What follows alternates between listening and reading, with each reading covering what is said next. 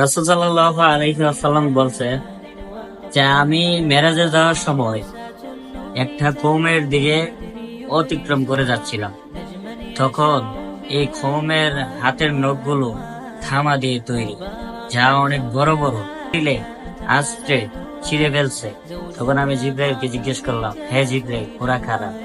তখন জিব্রাইল আলাইহিস সালাম বলেন, ওরা ওই ব্যক্তি যারা দুনিয়াতে মানুষের গুস্ত খেত, মানে